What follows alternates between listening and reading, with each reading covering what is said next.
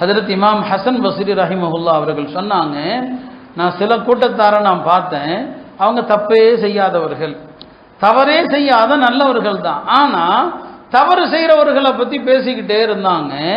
அல்லாஹ் என்ன செஞ்சான்னா, இவங்க தவறு செய்யாதவர்கள் அடுத்தவர்களுடைய குறைகளை பேசியதால இவர்களை பாவம் செய்ய வச்சு அல்லாஹ் கேவலப்படுத்திட்டான்.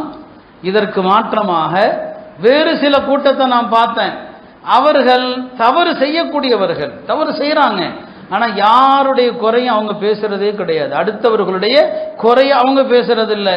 அல்லாஹ் என்ன பண்ணினான், இந்த பாவிகளுடைய பாவங்களை அல்லாஹாலா மூடி மறைச்சிட்டான்னு சொன்னான்.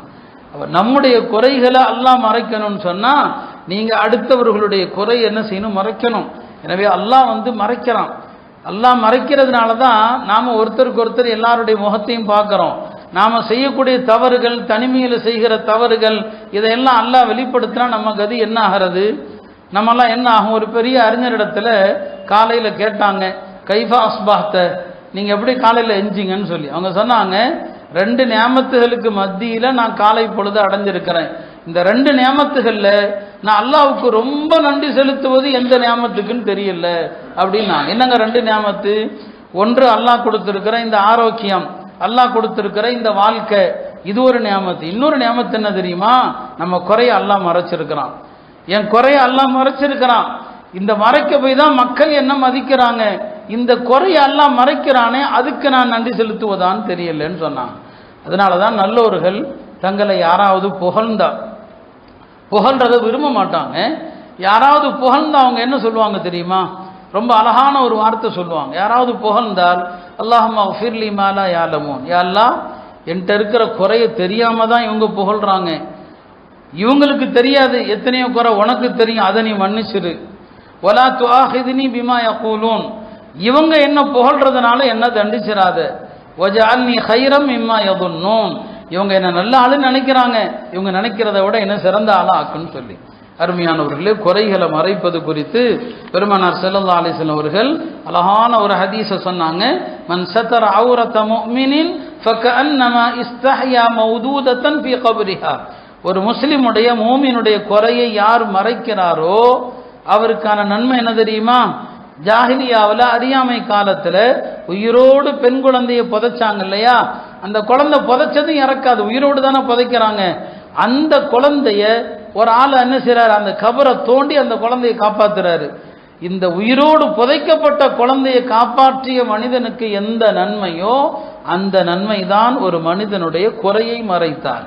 மேலும் சொன்னாங்க, மன் சத்தர முஸ்லிமன் சத்தரஹுல்லாஹு ஃபித் துன்யா வல் ஆখিরা, ஒரு முஸ்லிமோட குறையை நீங்க உலகத்துல மறைச்சா உங்க குறைய அல்லாஹ் துன்யாவிலும் மறைப்பான், உங்க குறைய அல்லாஹ் ஆখিরাத்திலும் மறைப்பான். எனவே உள்ள சுத்தமா இருக்கணும்னா அடுத்தவங்களுடைய குறையை பார்க்காதீங்க, அடுத்தவங்களுடைய குறை தெரிய வந்தா யார்கிட்டையும் வெளிப்படுத்தாதீங்க, தனியா கூப்பிட்டு சொல்லுங்க. ஒரு ஆள் தவறே செய்யறார், பாருங்க இந்த தவறை செய்யாதீங்க, உங்களுக்கு 2 நன்மை கிடைக்கும்.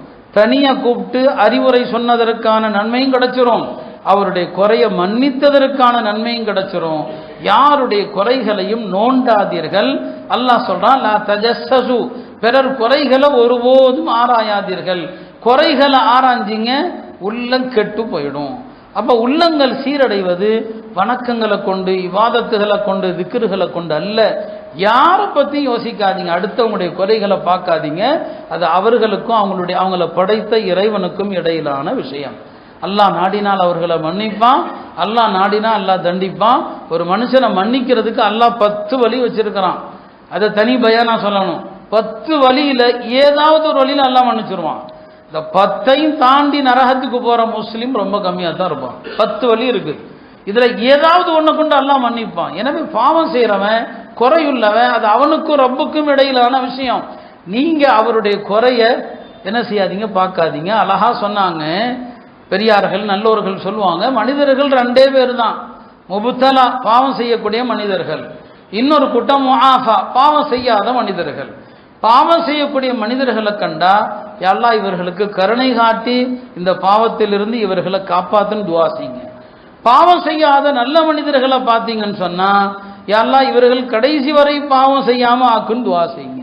இதுதான் நம்முடைய பொறுப்பு. பாவம் செய்யறவனை கண்டா, யா அல்லாஹ் இவருக்கு கருணை காட்டுன்னு துஆ செய்யுங்க. இப்படித்தான் நமக்கு பெரியவர்கள் கற்றுத்தந்தாங்க. எனவே நம்முடைய காலம் அடுத்தவங்களுடைய குறைய பேசுகிற காலம், குறைய ரசிக்கிற காலம். ஏதாவது தவறு நடக்காதா அப்பதானே ஊரெல்லாம் பேசலாம், டீ கடையில் பேசலாம், கூடுற இடத்துல பேசலாம். தப்பு நடக்காதா என்று நினைக்கிற அசிங்கங்கள் பரவுகிற காலம். அல்லாஹ் திருமுறையில் எச்சரிப்பான், இன்னல்லதீன யுஹிப்பூன அன் தஷீஅல் ஃபாஹிஷா ஃபில்லதீன ஆமனு.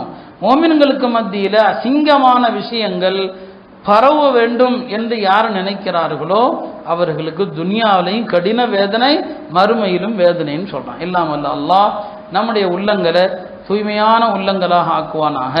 பிறர் குறைகளை பாராம நம்மிடம் இருக்கிற குறைகளை திருத்தணும், அடுத்தவங்களுடைய குறைகளுக்கு அல்லாஹ்விடம் மன்னிப்பு தேடணும். பிறருடைய குறைகளை கண்டா அவங்கள்ட்ட மறைவாக உபதேசிக்கணுமே தவிர அந்த குறைகளை அடுத்தவர்களிடம் சொல்லாமல் அல்லாஹ் நம்மை பாதுகாத்து சிறந்த முஸ்லிம்களாக அல்லாஹ் ஆக்கிடுவானாக.